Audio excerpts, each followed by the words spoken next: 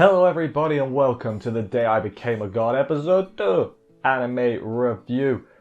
This week's episode we had a bit more shenanigans, a lot more of the now named Hina helping Yota with trying to win Izanami's heart. Did it go well? Of course it didn't go well. Come on, do you know who we're dealing with? To be fair, the last one was absolutely Yota's own fault. Like, the sparkles were there, that's the moment, that's the key. Yota, what are you doing? That one was definitely on him. Anyone else find Hina really annoying though? Is that just me? Because I think she's really annoying. Like, I don't like being like that because she's an important part of the show, but I'm finding her really obnoxious right now. She has her moments, but a lot of it is a big no-go. I like his sister though. His sister's good. Sora, she was pretty funny. Big fan. But anyway, let's get on with the episode. See how everything went down. And do this thing.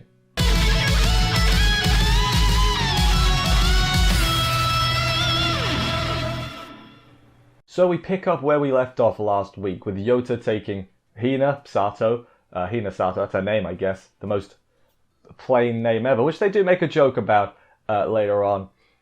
Back home, his mum's there and she gets the name Hina out of her. Mum says she's a distant relative. Do I believe that?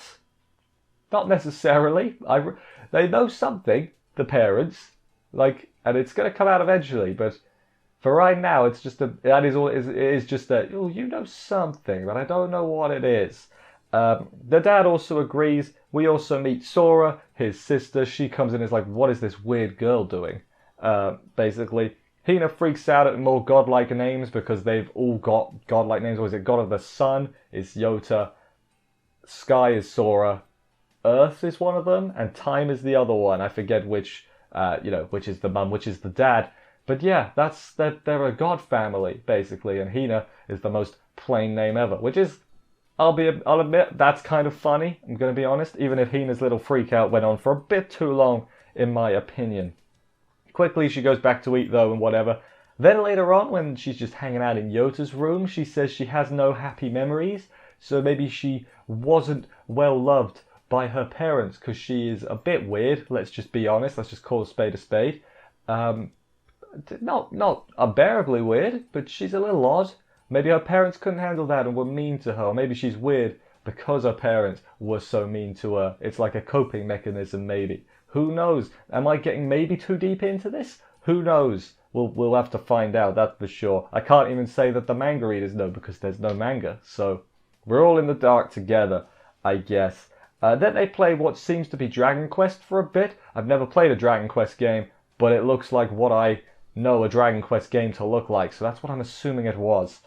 Then they get all philosophical, I guess. It was like the low-level guy is the hero because the strong people have already reached their limit, but the low guy can keep going onwards. And she's like, the king is good for noticing that. So I guess the metaphor is maybe Yota is the hero here, and she's like the king, and she's picked him because he's a low-level mook at the moment, but eventually he's gonna save the world or something. I have no idea.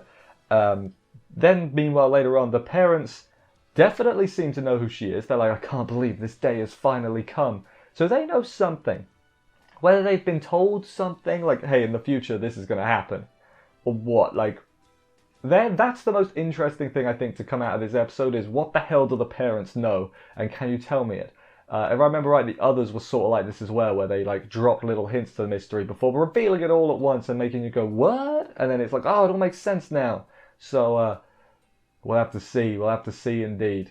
We then get Izanami's backstory and Yota's backstory with Izanami. Turns out, so she became really introverted after her mum died due to illness, and it was immediately like, oh, okay, we're in the sad times now.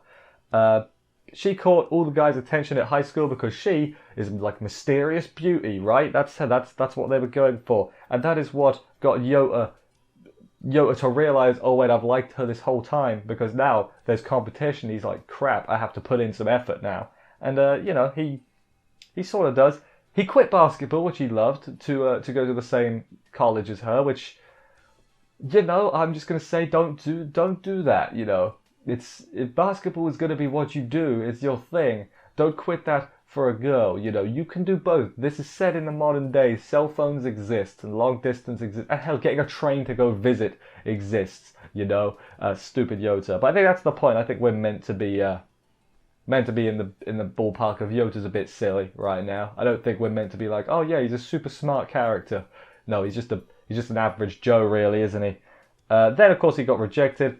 Hina shows up and is like, I have a new plan, and he's like, I really don't want to do this. And she's like, how dare you? We're gonna help your sister out with a film, and also get close to Izanami in the process. And then he's like, no, I'm not doing that. But then his sister shows up and is all adorable, and he's like, please help me. And he's like, I'm on it. I will assist you in any way I can, sis. And Hina's just like, but I asked too, aren't I adorable? And it's like, no, Hina, you're not adorable. Sora's adorable, you are not. So the movie is really quite funny, in my opinion, just because of how blatant a parody it seems to be. I believe it's a parody of Armageddon. If I've got that wrong, Bruce Willis, I believe. If I've got that wrong, that's my bad, but that definitely sounded like the plot to Armageddon. And it's pretty funny. Izanami the whole time.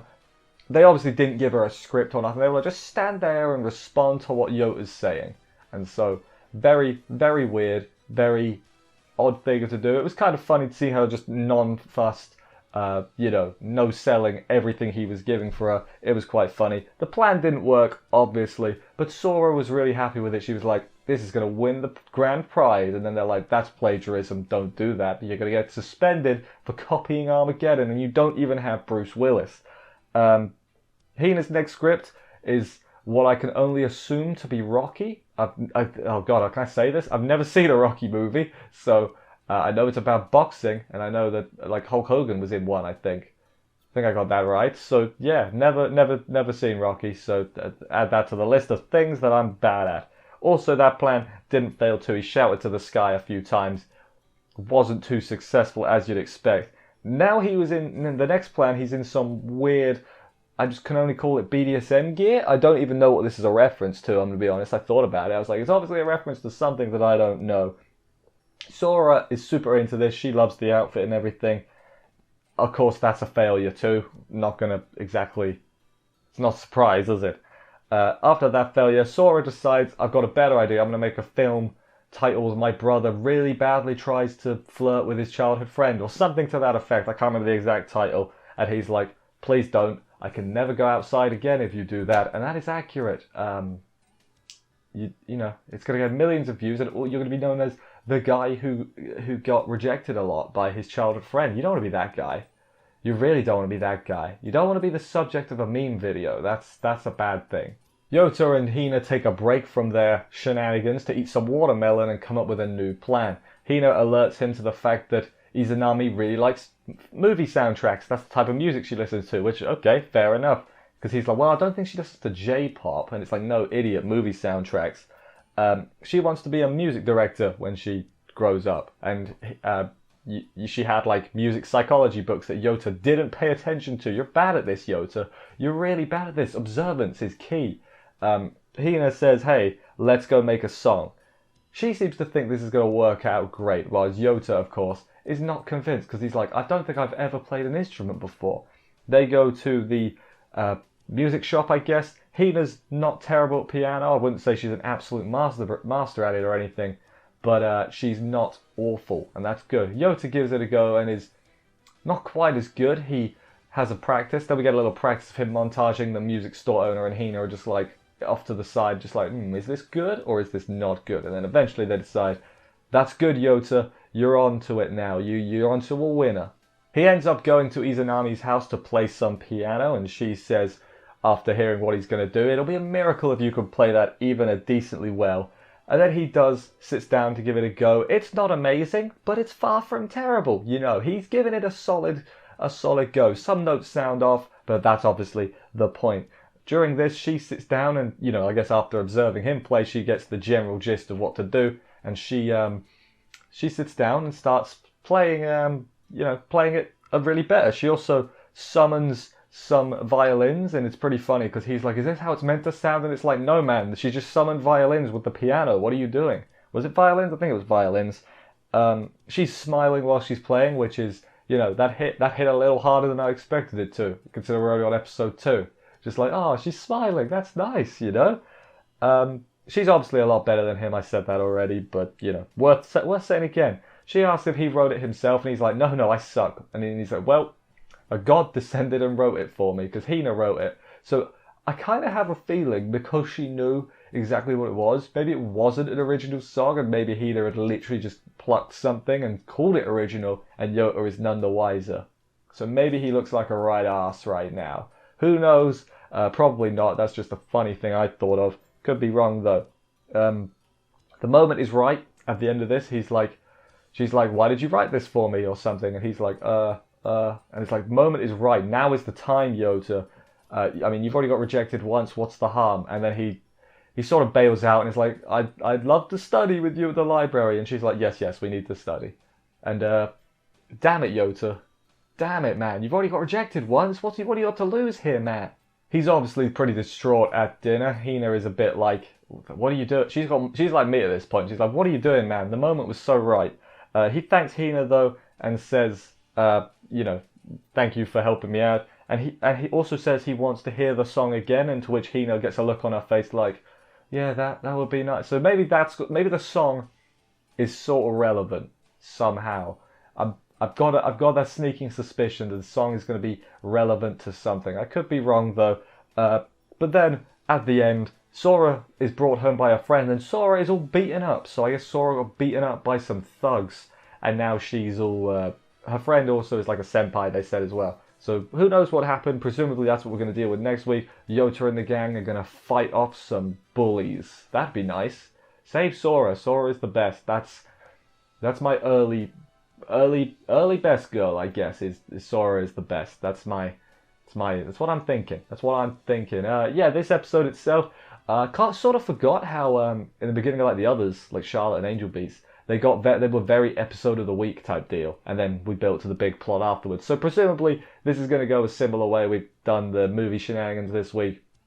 Next week we're gonna deal with whatever happened to Sora, maybe until about halfway, and then I think we'll get into the big plot, like is usually how it went, if I remember right. But hey, what was my favourite part of this week's episode? You'll never get. It's really easy to guess, actually, what it was. It's really easy to guess. Of course, it's the movie parodies. They were really funny, and even if I didn't get what the last one was, if you knew what the last movie parody was, let me know. Or if it wasn't a parody, tell me it wasn't a parody, because I had no idea what it was. I was thinking maybe like, is it bloody Scissorhands? Of course it's Scissorhands. I think I've solved it. I've never seen that either, but in fact, the only reason I know of the bloody Scissorhands is at school, right? A long time ago, one of the like, not bullies, the arsehole kids, you know, not necessarily bullies, but arsehole kids, always used to say, "Matey boy Scissorhands," and it didn't make any sense ever. But there you go. That's my reasoning for knowing Scissorhands. That's probably what it was. But if it wasn't, let me know. Yeah, the movie parodies were really funny. I thought, because they came a little bit out of nowhere. But this whole thing is like, I'm pretty sure Hina is like ripping off so many stuff. Like, I'm pretty sure the song was probably ripped off too. And it's going to be interesting to see, that is for sure. See if that's what things end up being, as all of Hina's plans are like from movies and stuff. And maybe that's why she's so out there, we'll go with. Maybe she got absorbed into the movies so much because her home life was so bad. God, have I made this really sad already? I hope that's not where we go. I hope this is a happy, fun time and they don't try and make us cry. However, knowing the track record, yeah, we're not gonna... I don't think that's gonna happen. But anyway, thank you everybody for watching this review. I hope you enjoyed it. If you did, please consider subscribing and stuff for more reviews. That would help me out a lot. I will see you next week for another episode of this. Take care. And bye, guys.